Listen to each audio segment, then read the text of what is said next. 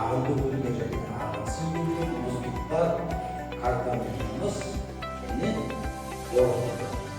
көл дегеніміз іші суға толы табиғи ойпаңдар.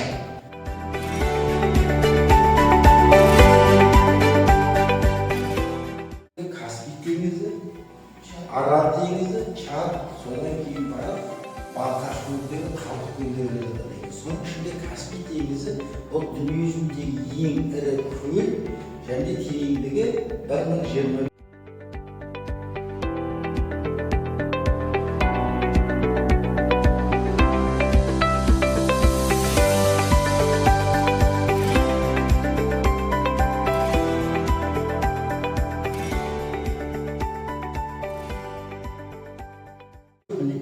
Оған мына жерден Іле өзені құяды, Іле өзенінің өте көп мөлшерде су құяды.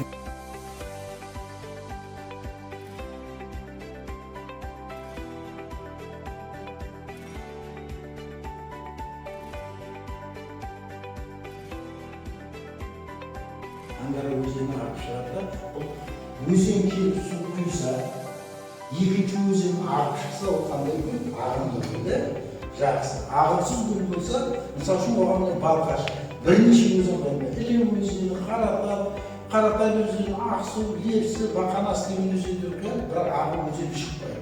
Каспийге де сол. Каспий.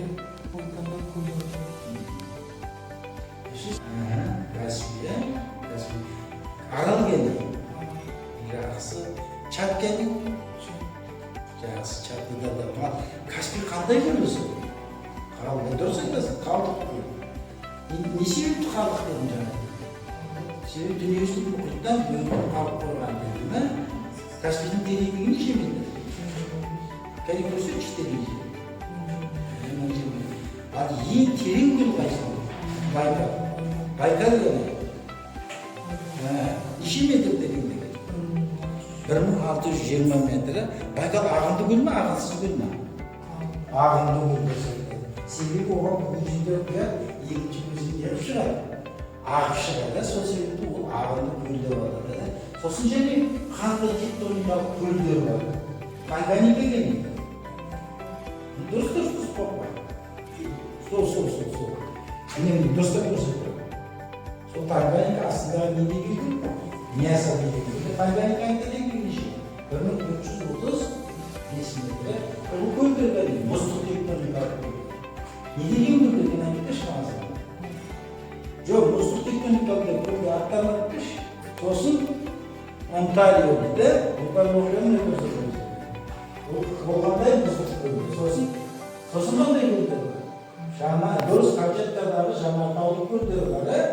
Ол Ахмет теңізі көрсетіп жатқан.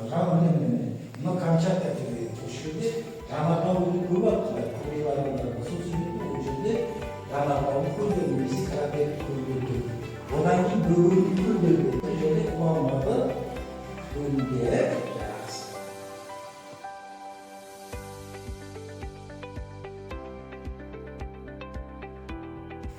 Көлдер шөптің қандай көлдер бар? Қалдық көлдер бар.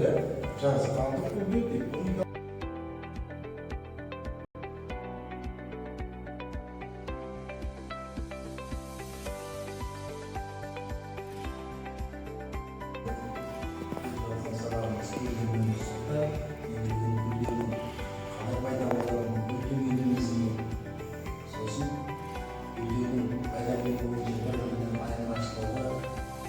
Қандай көлдері бар, мұздықтар мен соларға қысқаша